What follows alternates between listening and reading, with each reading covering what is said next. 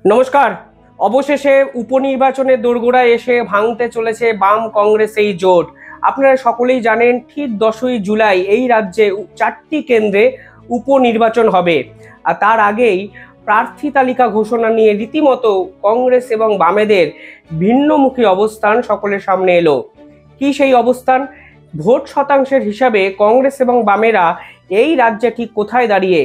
আদতে এই বাম কংগ্রেস জোট এই রাজ্যের অল্টারনেটিভ বিরোধী আন্দোলনকে এগিয়ে নিয়ে যাচ্ছে না পিছিয়ে যাচ্ছে, সেই নিয়ে আজকের এই প্রতিবেদন।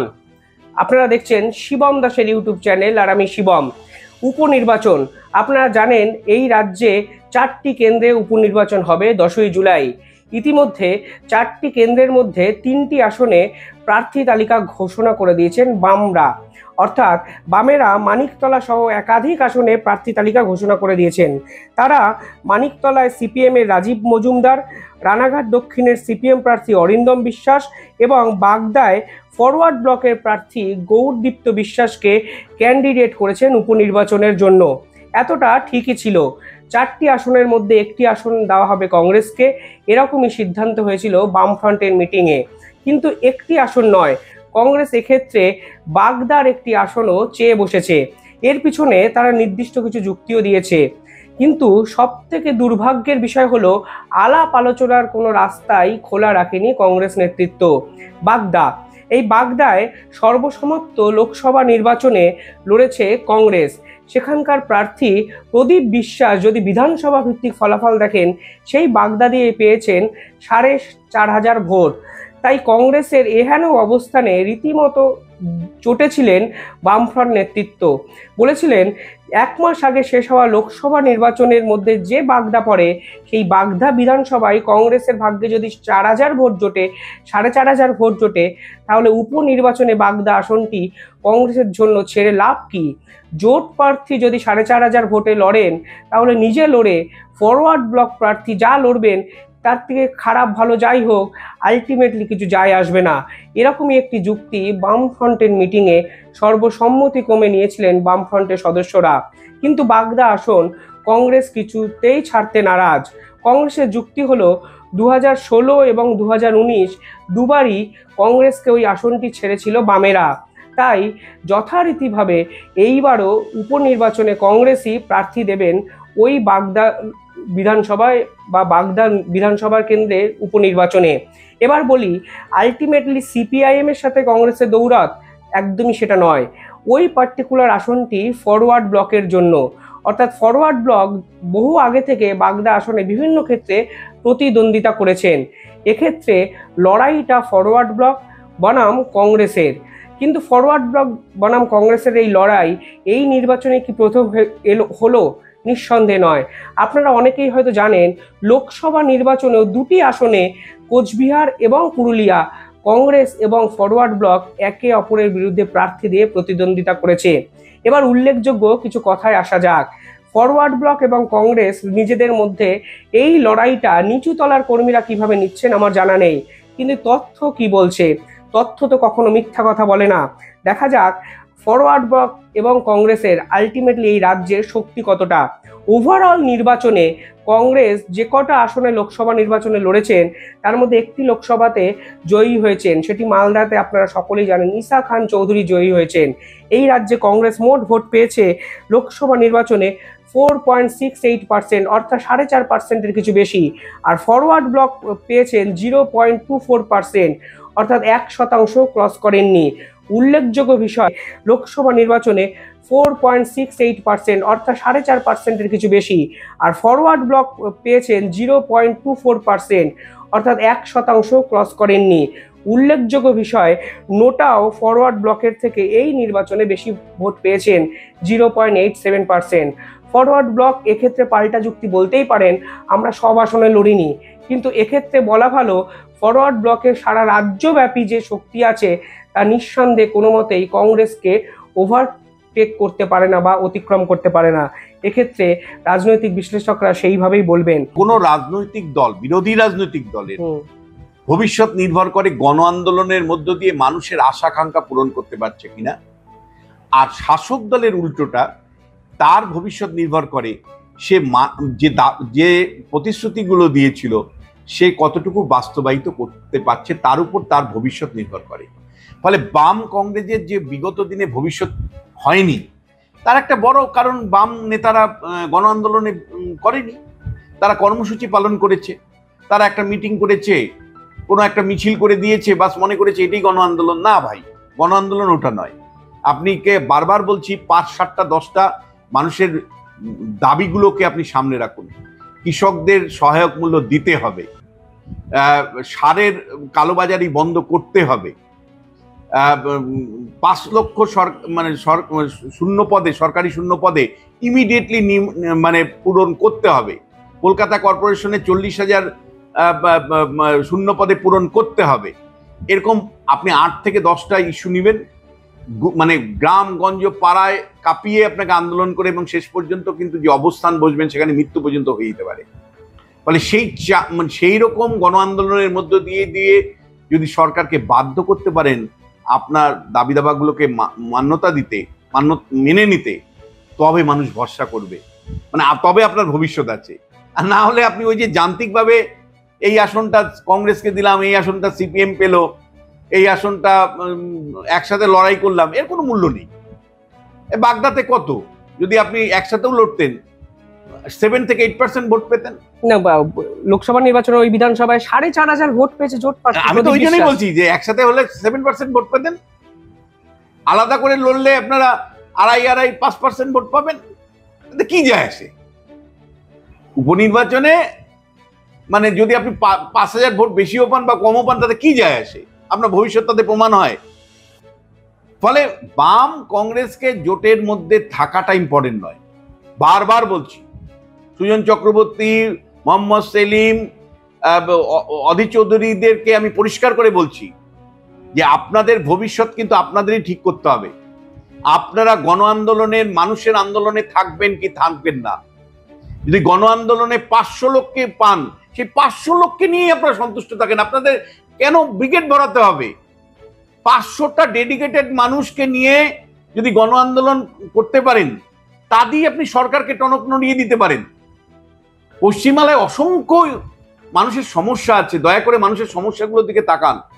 এই যে ধরেন উচ্চ মাধ্যমিকের রেজাল্টের পরে 1.5 মাস পরে আজকে ফর্ম ফিল আপ শুরু হচ্ছে, তার মাঝে মেধাবী ছাত্ররা বাইরের রাজ্যে চলে গেছে, ফর্ম ফিল আপে দেরি হচ্ছিল ওর জন্য। অনেকে প্রাইভেট বিশ্ববিদ্যালয়গুলো ভর্তি হয়েছে। আপনারা কেন প্রশ্ন তোলেননি বলেন তো? রাস্তাঘাটে আন্দোলন করেননি কেন যে ফল প্রকাশের 7 দিনের মধ্যে ভর্তির প্রক্রিয়া শুরু করতে হবে? আপনার এসএফআই ঘুমিয়ে থাকে, আপনার যুব সংগঠন ঘুমিয়ে থাকে। এই যে একটার পর একটা শহরে রাহাজানি হলো, ডাকাতি হলো, আন্দোলন কোথায় আপনাদের? এবার বলি, যে দুটি আসনে কংগ্রেস এবং ফরওয়ার্ড ব্লক লোকসভা নির্বাচনে লড়েছেন তার তথ্য। কোচবিহার, আপনারা জানেন এবছর কোচবিহারে নিশীথ প্রামাণিক অর্থাৎ বিজেপি কেন্দ্রীয় মন্ত্রী হেরেছেন, কিন্তু কংগ্রেস এবং ফরওয়ার্ড ব্লক দুজনই সেই কেন্দ্রে প্রার্থী দিয়েছিল। কংগ্রেসের প্রার্থী প্রিয়া রায়চৌধুরী পেয়েছিলেন 10,679 ভোট এবং ফরওয়ার্ড ব্লক এই কেন্দ্রের তৃতীয় হয়। তারা ভোট পেয়েছিলেন, নীতিশ চন্দ্র রায় ভোট পেয়েছেন 30,267 ভোট। অর্থাৎ কোচবিহারে যেখানে ফরওয়ার্ড ব্লক এবং কংগ্রেস নিজেদের মধ্যে লড়াই করেছেন, তারা সেই আসনে ফরওয়ার্ড ব্লক কংগ্রেসের থেকে প্রায় 20,000 ভোট বেশি পেয়েছে, কিন্তু দুজনের ভোট যোগ করেও 41,000-এর বেশি হয়নি। তার নিকটতম প্রতিদ্বন্দ্বী দ্বিতীয় হওয়া নিশীথ প্রামাণিক এই কেন্দ্রে ভোট পায় 7,50,125। অর্থাৎ দ্বিতীয়র সাথে তৃতীয় বা চতুর্থের ফারাকটা হিউজ, প্রায় 6.5 লক্ষ ভোটের কাছাকাছি। নিজেদের অবস্থা, নিজেদের শক্তি যখন এই জায়গায় আছে, তখন একটা আসন নিয়ে রীতিমতো মারপিট, রাজনীতির একটা ছেলে মানুষই ছাড়া আমার আর কিছুই মনে হচ্ছে না। যাই হোক, পুরুলিয়ায় ফেরা যাক। পুরুলিয়ায় আপনারা জানেন কংগ্রেসের সব থেকে স্ট্রংগেস্ট ক্যান্ডিডেট নেপাল মাহাতো প্রতিদ্বন্দ্বিতা করেন। কংগ্রেস ভোটও বেশি পায়, কিন্তু ভোট বেশি পাওয়া সত্ত্বেও এই আসনে দ্বিতীয় হয়েছে তৃণমূল কংগ্রেস। তার থেকে ভোটের মার্জিন প্রায় 42 থেকে 45,000।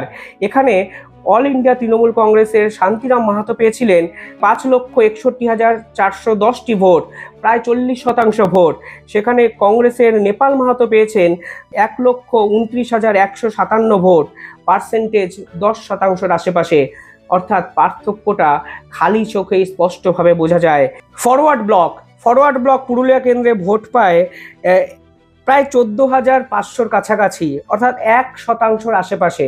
ফলে কংগ্রেস যদি এখানে জোটের প্রার্থী দিতেন, তাহলে নেপাল মাহাতো এবং ফরওয়ার্ড ব্লকের প্রার্থী ধীরেন্দ্রনাথ মাহাতো একসঙ্গে মিলেও যে সেকেন্ড হয়েছে, অর্থাৎ শান্তিরাম মাহাতোর ভোটের ধারে কাছেও যেতে পারতেন না। আমি বোঝানোর চেষ্টা করলাম এই রাজ্যে কংগ্রেসের সঙ্গে জোট করে বামেরা ঠিক কোন অবস্থানে এসে পৌঁছাবে তার একটা আপাতমস্তক চিত্র।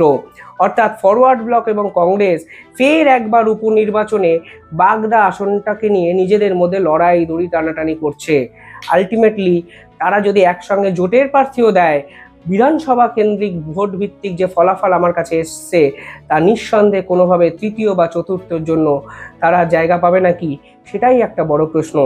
এবার আসি, তাহলে কিসের জন্য একটা ক্যান্ডিডেট দেওয়াকে কেন্দ্র করে আসনের জন্য নিজেদের মধ্যে লড়াই, আমি সত্যি জানি না। বাম কংগ্রেস জোটের যে ভবিষ্যৎ, সেই নিয়ে নিচু তলার যারা কর্মী তারাই সন্দিহান। এক্ষেত্রে অনেকগুলো কারণ উঠে আসে। আপনারা সকলেই জানেন মুর্শিদাবাদ লোকসভা কেন্দ্র থেকে এবছর লড়েছেন মোহাম্মদ সেলিম। ভোটের পার্সেন্টেজ বৃদ্ধি করলেও ওই অঞ্চল একসময় কংগ্রেসের গড় নামে পরিচিত ছিল। অর্থাৎ বাম কংগ্রেস যুগ্মভাবে ভোটে লড়েও সেই আসনে মোহাম্মদ সেলিমকে জেতাতে পারেননি। একাধিক নিদর্শন আছে। এই বাম কংগ্রেস জোটের যদি শতাংশের হিসাবে দেখেন, তাহলে কিছু ছবি সুস্পষ্টভাবে আপনাদের চোখেও ধরা পড়বে। কখনো এও মনে করা হচ্ছে কংগ্রেসের যারা নিচু তলার কর্মী তারা বামেদের ভোট দেয় না, আবার বামেদের অনেক নিচু তলার কর্মীরাও কংগ্রেসের সঙ্গে এই মহাজোট কিছুতেই মেনে নিতে পারেনি। সদ্য সমাপ্ত পঞ্চায়েত নির্বাচনের যদি আপনারা চিত্র দেখেন, তাহলে দেখা যাবে মালদা, মুর্শিদাবাদের মতো একাধিক জায়গায় বাম এবং কংগ্রেস তারা একাধিক জায়গায় নিজেদের মধ্যে লড়াই করেছেন। কিন্তু উপরের তলা থেকে যখন জোটের বার্তা এলো, তাহলে পঞ্চায়েতে লড়া ভিন্ন অবস্থান নেওয়া নিচুতলার কর্মীরাই একই সঙ্গে পার্টির কাজে ঝাঁপিয়ে পড়ে একজন ক্যান্ডিডেটকে জেতানোর জন্য উদ্গ্রীব হবেন, তা ভাবাটা মস্ত বড় আহাম্মকের মতো কাজ হবে। অর্থাৎ সহজেই অনুমেয় বাম কংগ্রেস এই জোট নিচু তলায় একাধিক জায়গায় কোনো কার্যকারিতাই পায়নি। আমি একাধিক উদাহরণও আপনাদের এক্ষেত্রে দিতে পারি। আমি এও জানি, আমার কাছে হোয়াটসঅ্যাপ আসে, মালদায় একাধিক পঞ্চায়েত গঠনের সময় বাম কংগ্রেস নিজেদের মধ্যে ভিন্ন অবস্থান নিয়েছে, অর্থাৎ একই সূত্রতে তারা আসতেই পারেনি। জোটটা যদি অধীর চৌধুরীর কাছে প্রস্তাব রাখতে হবে যে আমরা গণ আন্দোলন করব, আমরা মানুষের সুখ দুঃখের জন্য, মানুষ চাইছে কিছু সুরাহা, মানুষ সত্যি পাড়ায় পাড়ায় গুন্ডামি বন্ধ করতে চাইছে, মানুষ সত্যি চাইছে তোলাবাজি বন্ধ করতে। যেভাবে ব্যারাকপুরে দিনে দুপুরে গুলি হলো, মানুষ চাইছে না এই ধরনের অরাজক রাজনৈতিক পরিস্থিতি। মানুষ চাইছে না তৃণমূলের নেতারা এই ধরনের ল্যাঙ্গুয়েজ ব্যবহার করুক যে লক্ষ্মীর ভান্ডার বন্ধ করে দিব। মানুষ চাইছে না যে শিক্ষাঙ্গনে গিয়ে তৃণমূল কংগ্রেসের ছাত্র নেতারা দাপাদাপি করুক। মানুষের ইস্যুগুলোকে যদি আপনারা থাকেন, মোস্ট ওয়েলকাম কংগ্রেসকে বলা। যদি না থাকেন, ঠিক আসল সমঝোতা পরের ব্যাপার। আগে তো বামেদেরকে লড়াই করতে হবে। আপনারা কমন কর্মসূচি নিয়ে আপনারা গণ আন্দোলনের প্রস্তাব কংগ্রেসকে দিলেন, রাজ্যের কংগ্রেস যদি মানে তো ভালো, একান্ত যদি না মানে তাহলে আপনাদের লড়াই আপনাকে করতে হবে। কংগ্রেস কবে বলবে না বলবে, তার মধ্যে বাট, তার মধ্যে আবার ফরওয়ার্ড ব্লক একরকম বললো, আরএসপি আরেক রকম বললো, অমুকে অমুক বললো, এত কিছু ভাবার অন্তত সিপিআইএম দলের সুযোগ নেই। সিপিআইএম দলকেই মানুষ মূলত বামপন্থী দল বলে। পশ্চিমবাংলায় ইলেকট্রাল পলিটিক্সে খুব পরিষ্কার করে বলছি, ফরওয়ার্ড ব্লক, সিপিআই, আরএসপি আজকের দিনে সিপিএম এর জন্য বার্ডেন। কেন বার্ডেন?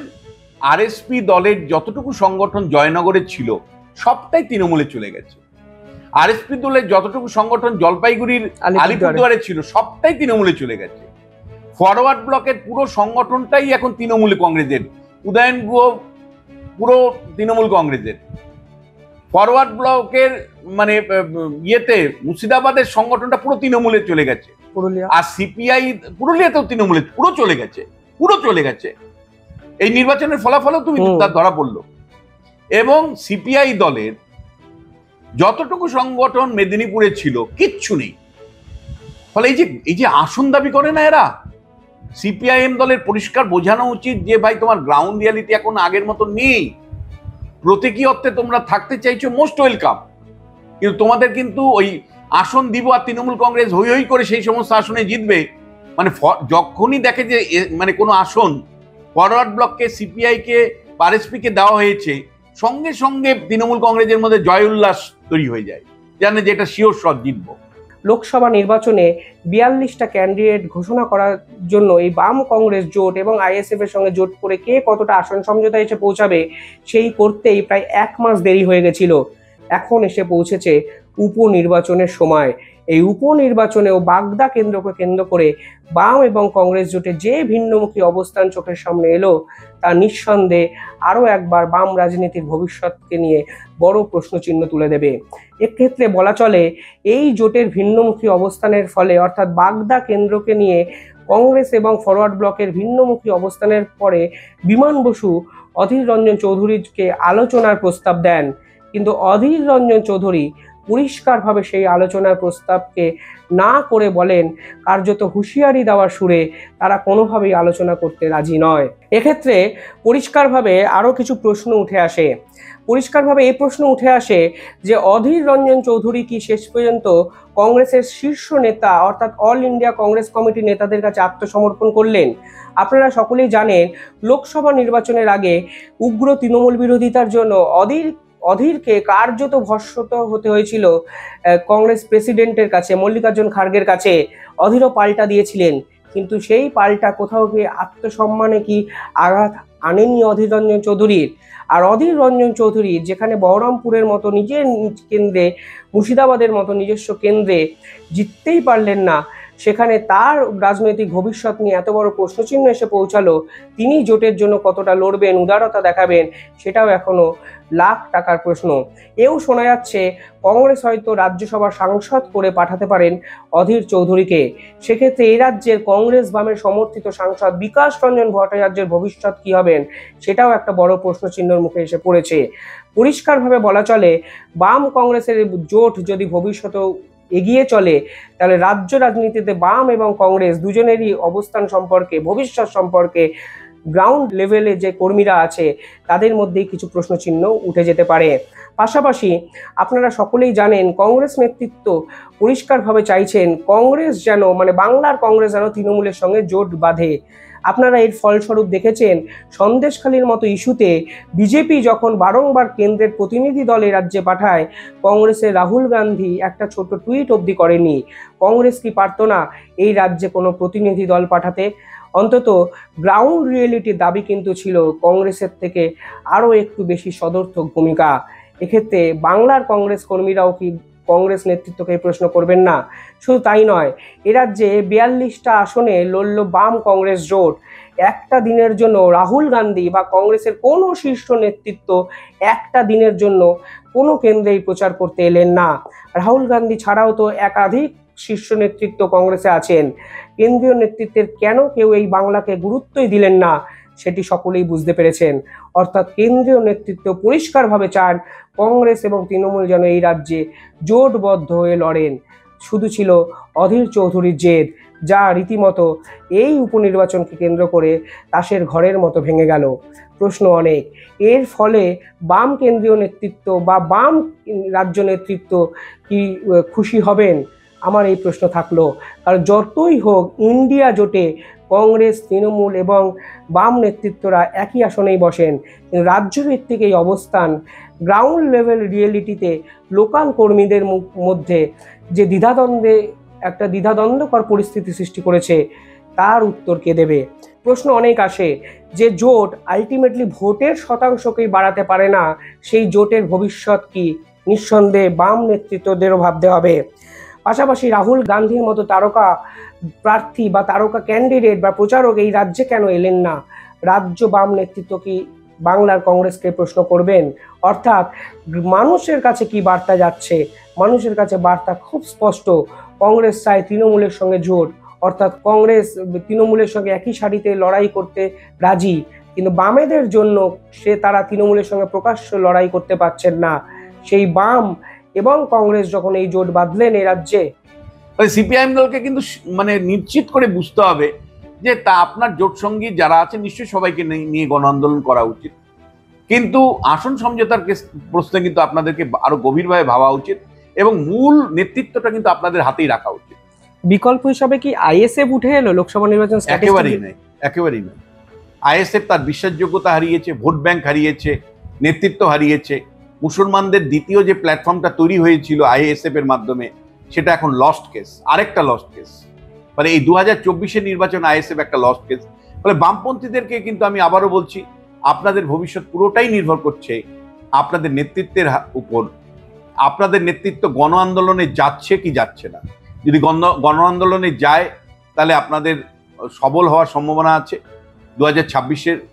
আর যদি আপনার নেতৃত্ব গণ আন্দোলনে না গিয়ে কেবলমাত্র কর্মসূচি পালন করে, একটা প্রতীকী মিটিং করে দিলাম, একটা জেলায় গিয়ে মিছিল করে দিলাম, তাহলে কিন্তু আপনাদের কোনো রিভাইভালের সুযোগ নেই। পাশাপাশি এখানে আরো একটা বিষয় নিয়ে আমি ভাবতে বলবো, বাম শরিক দল, আমরা প্রত্যেকেই জানি বামেদের গর্ব এই শরিক দলের সঙ্গে জোট তারা এখনো বজায় রেখেছে।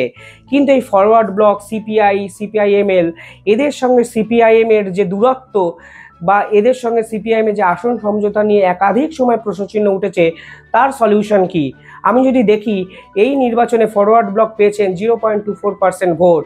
কার্যত তারা বাম নেতৃত্বকেও সে অর্থে মান্যতা দেয়নি, মানে কংগ্রেসের বিরুদ্ধেই তারা লোকসভা নির্বাচনে লড়েছে। মানুষের মনে কি বাম ফ্রন্ট সম্পর্কে সঠিক বার্তা যাচ্ছে? এবং সিপিআইএম বাদে বাকি সমস্ত শরিক দল মিলেও ভোট শতাংশ যেখানে 5% হবে না, তাহলে এই জোট এগিয়ে নিয়ে যাওয়ার প্রয়োজনীয়তাই বা কি? এই প্রশ্ন আমার থাকলো। মনে রাখতে হবে, বামেদের বা সিপিআইএম এর এক ঝাঁক তরুণ মুখ কিন্তু আমাদের সামনে উঠে এসছে। দীপশিতা, সৃজন, সায়নদের মতো তরুণ তারকারা এই ভোটে সে অর্থে ভোট শতাংশ বৃদ্ধি না করলেও লড়াইয়ের দিক থেকে মাঠে ময়দানে মানুষের মন জয় করেছে। কিন্তু নির্বাচনী যুদ্ধে এই শরিক দলের সঙ্গে জোট এবং কংগ্রেসের সঙ্গে জোট ভবিষ্যতের রূপরেখাকে কিভাবে এগিয়ে নিয়ে যেতে পারে, সেটাই এখনো লাখ টাকার প্রশ্ন। কিন্তু আমার ব্যক্তিগতভাবে মনে হয় বাম শীর্ষ নেতৃত্ব এখনো লোকাল লেভেল কমিটি বা নিচু তলার কর্মীদের থেকে অনেকটা দূরবর্তী স্থানে অবস্থান করছেন। বাম নেতৃত্বদের অবিলম্বে দেখা উচিত নিচু তলার কর্মীরা এই জোট নিয়ে কি ভাবছেন, তারা কি সত্যিই চান? যদি চাইতেন তাহলে পঞ্চায়েতে একাধিক জায়গায় বামেদের সাথে কংগ্রেসের লড়াই কেন হলো? যদি চাইতেন কংগ্রেসের একাধিক ভোট শতাংশ কেন বামে এসে রিফ্লেক্ট হয় না, বামে এসে পড়ে না? যদি চাইতেন তাহলে বাগদার মতো জায়গায় কেন তারা সম্মিলিত যুদ্ধ করেও মাত্র 4500 ভোট পেলেন? যদি চাইতেন কোচবিহার বা পুরুলিয়ায় দুজন মিলে লড়লেও যে ভোট শতাংশ হতো তা তৃণমূলের থেকে প্রায় 5 লক্ষ বেশি কম বা 5 লক্ষ কম। তার মানে কিছু ক্ষেত্রে মনে হচ্ছে বাম কংগ্রেসের যে জোট, লোকাল লেভেলে কংগ্রেস কর্মী এবং সিপিআইএম কর্মী বা বাম কর্মীরাও চান না। এই জোটের ভবিষ্যৎ কি, সেই নিয়ে প্রশ্নচিহ্ন থেকেই যাচ্ছে। আপনারা কমেন্টে জানান আপনারা কি ভাবছেন। ধন্যবাদ।